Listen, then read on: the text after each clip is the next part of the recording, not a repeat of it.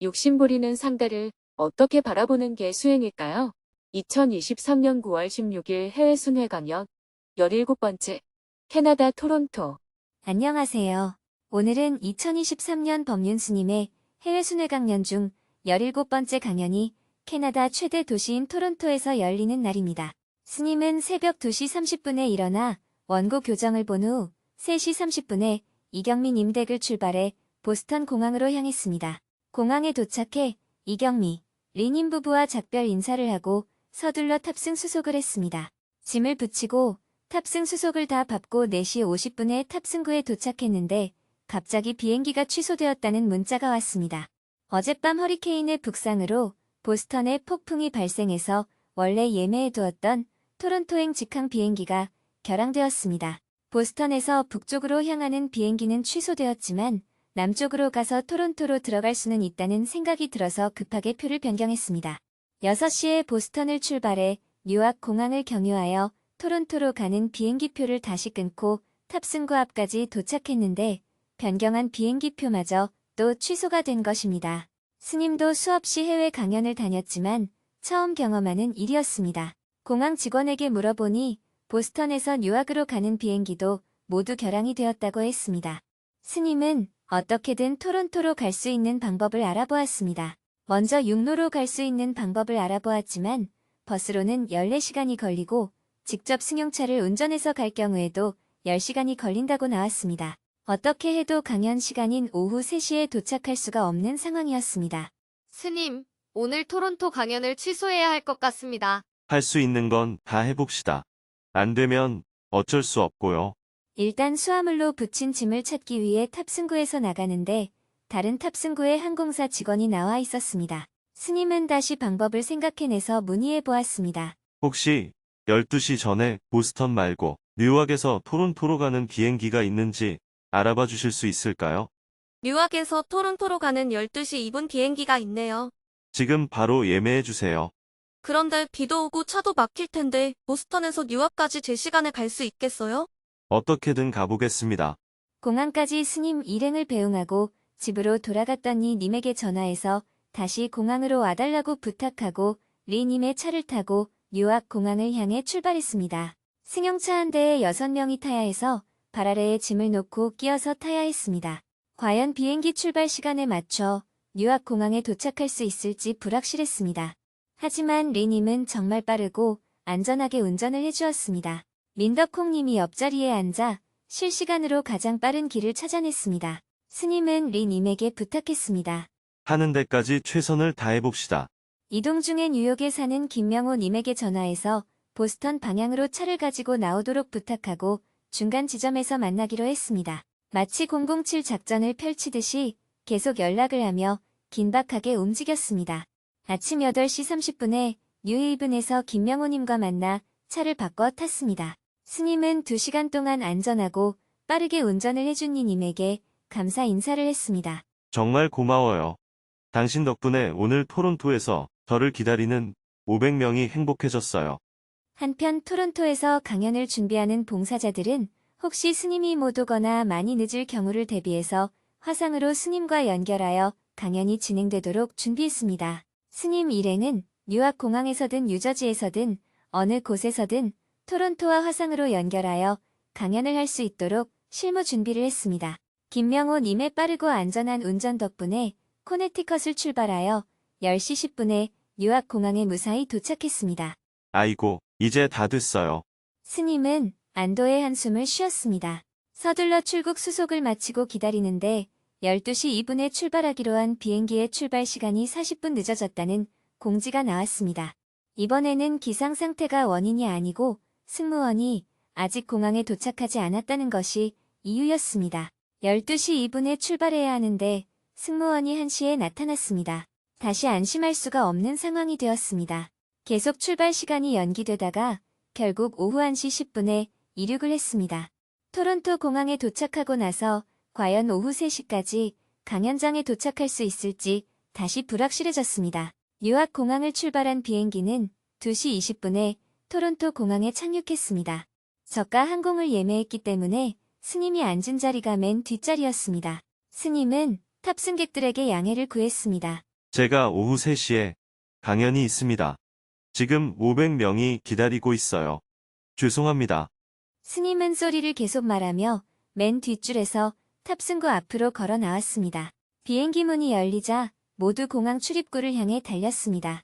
캐나다 입국 수속까지 신속하게 마치고 오후 2시 40분에 공항 마중을 나온 장원영님과 이현정님을 만났습니다.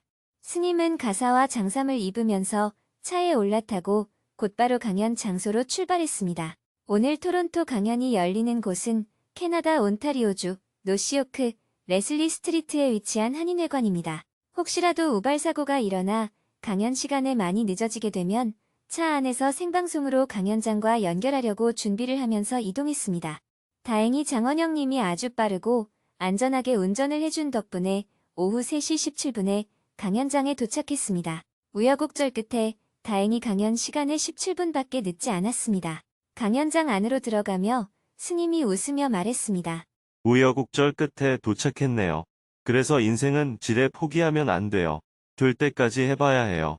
오후 3시부터 스님을 기다리고 있던 청중들은 스님이 무대의 모습을 드러내자 뜨거운 박수갈채를 보냈습니다.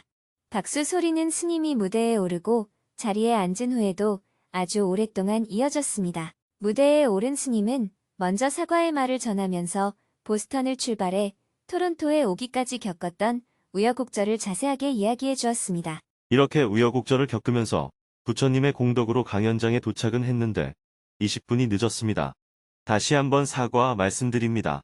스님의 거듭된 사과에도 불구하고 청중들은 온갖 노력을 다해서 이곳에 도착해준 스님에게 큰 박수로 감사의 마음을 표했습니다. 곧바로 질문을 받았습니다. 강연장 입구에서 24명이 질문을 신청했지만 2시간 동안 12명과 대화를 나눌 수 있었습니다. 그중 한 명은 내 마음을 알아차리는 연습을 하다 보니 남의 마음도 자꾸 알아차리게 된다며 어떤 관점을 갖고 수행을 해야 하는지 질문했습니다. 내가 욕심을 부리고 있는지 제대로 알아차린 걸까요?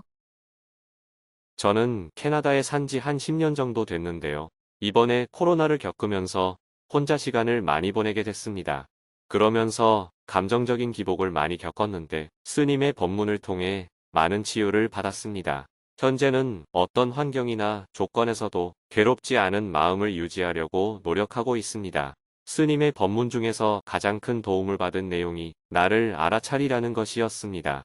내가 욕심을 부리고 있지는 않는지, 내가 좋은 것만 취하려 하는 것은 아닌지, 나의 문제인데 타인을 탓하고 있지는 않는지, 내 선택에 대한 책임을 회피하려는 건 아닌지 등 저의 본심이 무엇인지에 대해 알아차리려고 노력을 많이 했습니다. 그건 알아차림이 아니에요.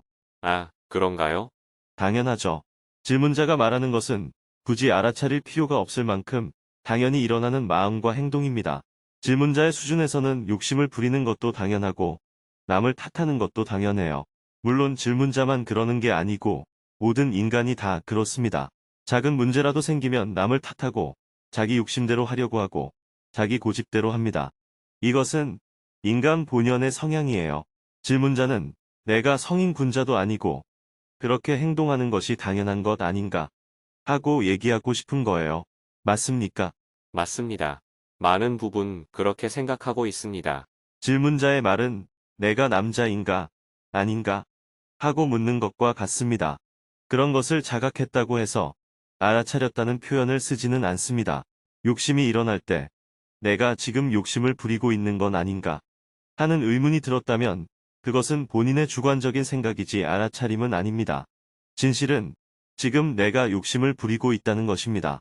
내 중심으로 생각하고 있고 내 성질대로 행동하고 있고 남을 탓하고 있다는 것이 진실이에요. 알아차림이란 지금 욕심을 부리고 있구나. 지금 남을 탓하고 있구나. 지금 내 중심적으로 생각하고 있구나 하고 본인의 마음 상태를 객관적으로 인식하는 것입니다. 지금 남을 탓하고 있으면서도 제가 남을 탓하고 있는 건 아닐까요? 하고 묻는 것은 올바른 알아차림이라고 할 수 없어요. 지금 내가 남을 탓하고 있구나 하고 그런 마음이 일어나는 것을 알 때 알아차림이라고 할 수 있습니다. 타당하신 말씀입니다. 그래서 저도 남을 탓하는 사람이라고 제 자신에 대해 정의를 내렸어요. 그래요. 이제부터라도 남을 탓할 때 내 탓이다 하고 바로 알아차려야 합니다. 이미 일어난 사건에 대해 부질없는 생각을 해서 괴로워하지 말고 남을 탓하는 바로 그 순간에 나는 지금 남을 탓하고 있어 하면서 매 순간 일어나는 마음을 찰나에 알아차리는 연습을 해야 합니다. 날아가는 파리를 젓가락으로 탁 잡아채듯이 지금 마음에서 올라오고 있는 부정적인 마음을 탁 잡아채는 것이 알아차림입니다. 욕심 부리는 상대를 어떻게 바라보는 게 수행일까요? 그런데 저의 이런 생각을 타인에게도 적용하고 있는 저를 발견하게 되었습니다.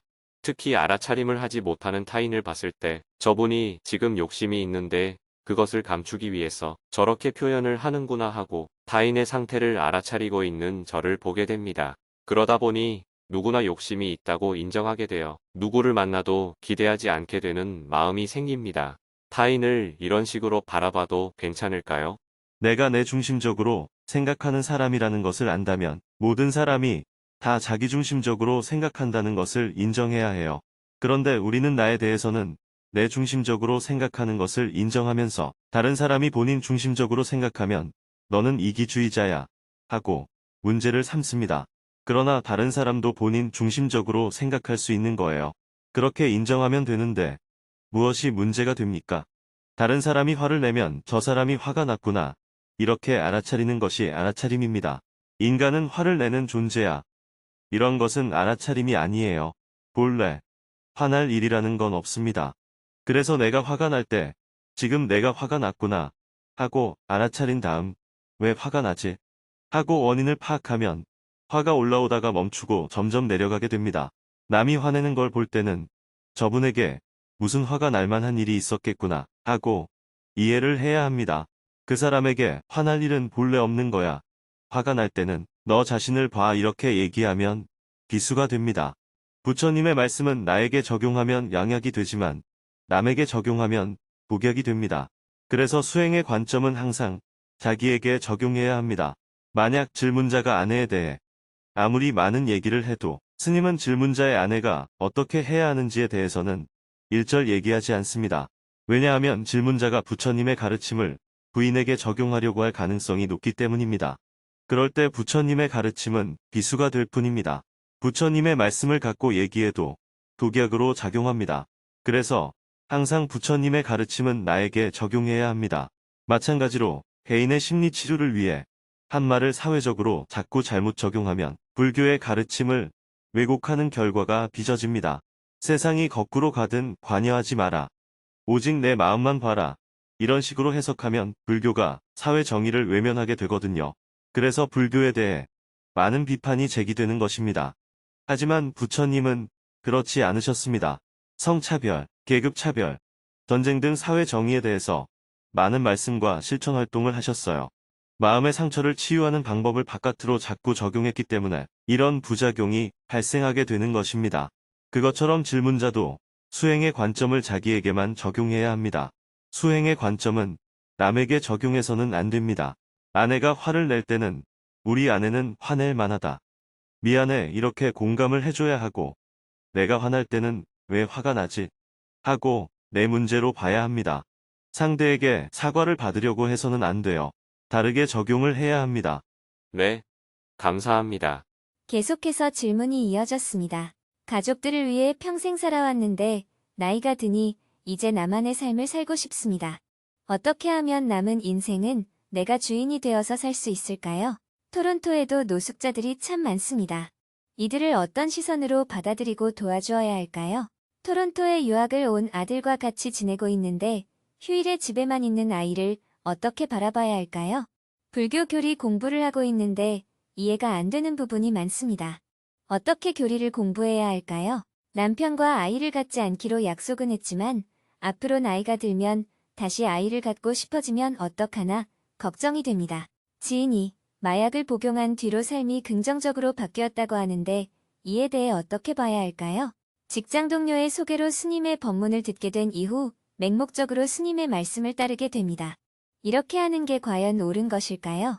14살에 캐나다에 이민을 와서 29살이 되었는데 나의 정체성이 무엇인지 고민입니다. 어떻게 하면 행복할 수 있을까요?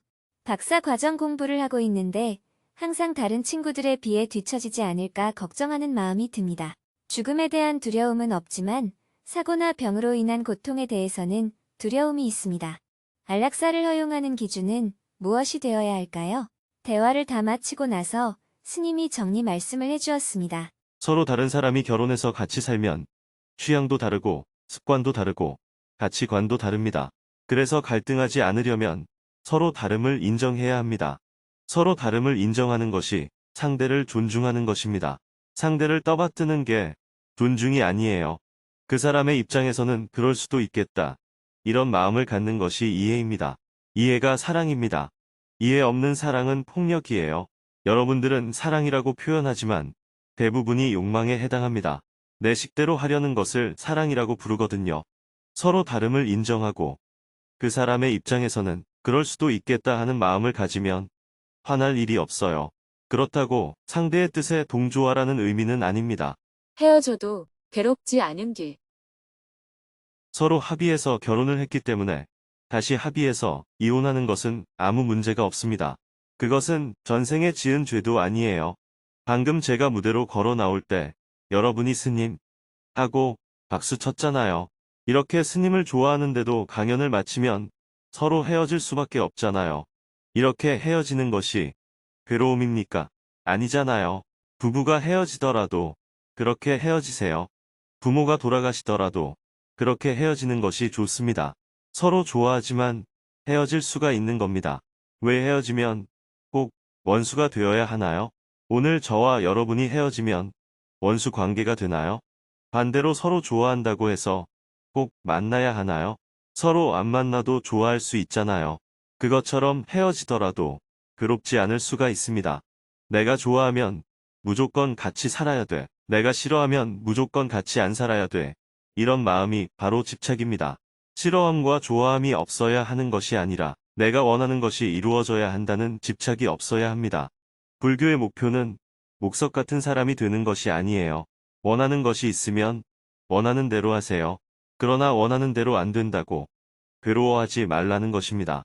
괴로움이 생기는 이유는 원하는 대로 되어야 한다 하고 집착하기 때문입니다. 마찬가지로 헤어지기 때문에 괴로움이 생기는 게 아니에요. 헤어질 수 있다고 생각하면 헤어져도 괴로움이 안 생깁니다. 여러분들이 아무리 법륜 스님을 좋아해도 같이 살지는 못한다는 것을 알고 있잖아요. 그렇기 때문에 헤어져도 안 괴로운 겁니다. 강연장을 나갈 때는 약간 아쉽다가 문만 열고 나가면 아무 생각이 없어져요. 이렇게 괴롭지 않고도 헤어질 수가 있습니다. 여러분들이 캐나다에 이민을 왔다고 해서 행복해지는 것은 아니에요. 한국에서 가져온 콩을 캐나다로 옮겨 심었다고 팥이 되는 게 아니라는 겁니다. 행복해지기 위해서는 마음의 원리를 알고 자기 마음을 관리해야 됩니다. 마음을 관리한다는 것은 마음을 컨트롤한다는 뜻이 아니에요. 자기 상태를 자기가 늘 알아차린다는 뜻입니다. 그러면 괴로움 없이 살 수 있습니다. 괴로움 없이 죽음을 맞이할 수도 있고 헤어짐을 맞이할 수도 있고 실패를 맞이할 수도 있습니다. 별일 아닌 줄 볼 수 있다면. 오늘 토론토까지 오는데 우여곡절을 많이 겪었습니다. 그런데 지나놓고 보면 아주 재미있는 경험을 한 것이 됩니다. 몇 번의 극적인 효과가 있었는데 그게 다 추억거리가 되잖아요. 오늘 저는 얘기거리가 많아졌어요. 그런데 그런 우여곡절을 겪고도 오늘 이곳에 도착하지 못했다면 약간 실망이 되겠죠. 그러나 그것도 지나놓고 보면 그럴 수도 있었다고 인정이 됩니다. 오늘 여러분들 중에는 멀리서 차를 5시간씩 타고 온 분들도 있는데 만약 강연이 취소가 되었다면 기분이 좀 나빴을 겁니다. 그러나 10년 지나고 보면 아무런 별일이 아니에요. 강연이 취소되었다고 한들 무슨 별일이 생기겠어요. 그렇기 때문에 지나놓고 보면 인생은 별일이 없습니다. 그냥 여러 우여곡절이 있을 뿐입니다. 그러나 우리가 당면하는 일은 다 별일이에요. 강연장 밖으로 나갔는데 길이 막혀도 별일이고 스님과 악수를 못해도 별일이고 스님과 사진을 같이 찍고 싶었는데 못 찍어도 별일이고 온갖 일이 다 별일이에요. 별일과 별일 아닌 사이에 우리가 살고 있습니다. 그러니 별일을 별일 아닌 줄을 알 수 있다면 나날이 자유롭게 살아갈 수가 있습니다. 그렇게 자유롭게 살아가시길 바랍니다. 큰 박수와 함께 강연을 마쳤습니다. 20분 늦게 강연을 시작했기 때문에 마치는 시간도 20분 늦게 끝마쳤습니다.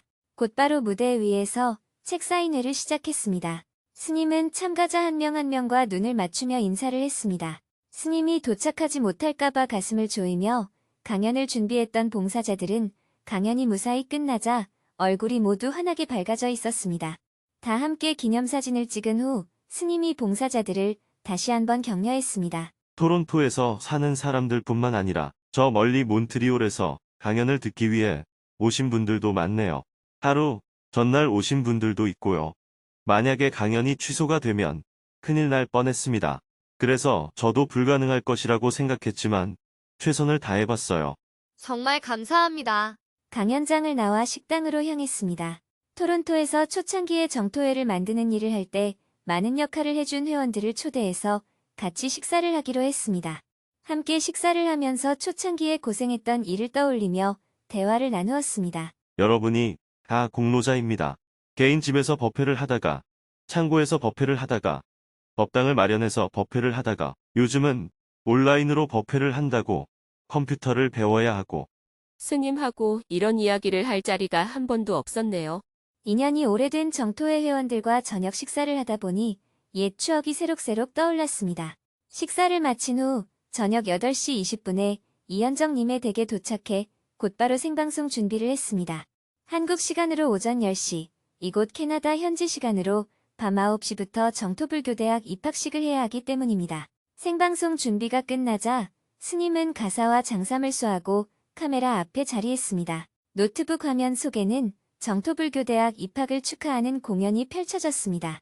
졸업생들의 축하 인사, 입학생들의 소감, 정토회 대표님의 환영사가 이어졌습니다. 축하 행사를 마무리하고 입학생 모두 스님에게 삼배의 예로 법문을 청했습니다.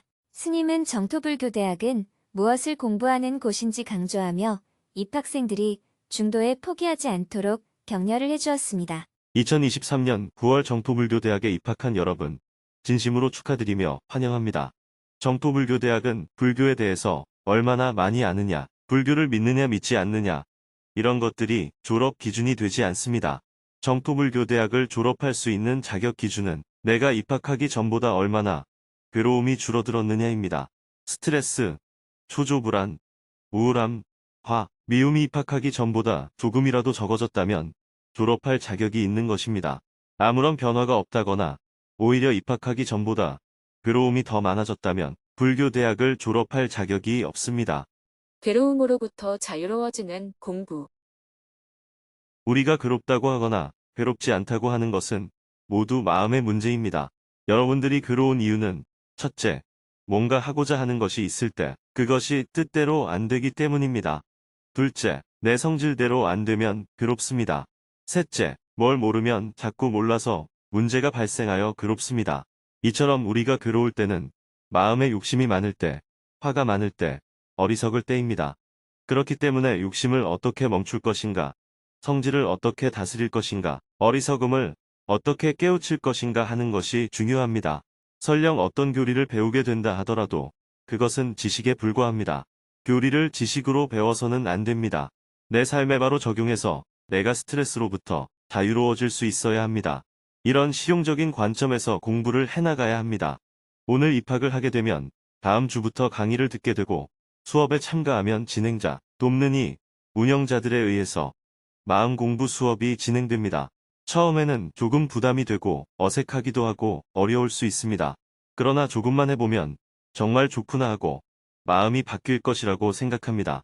이 공부는 여러분 자신을 위한 공부이고 기후위기 시대에 지구 환경을 살리는 공부이고 인간성 상실 시대에 인간성을 살리는 공부입니다.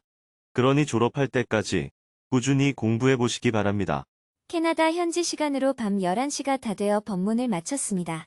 입학생들은 교실별로 화상회의 방에 모여 자기소개 시간을 이어나갔습니다.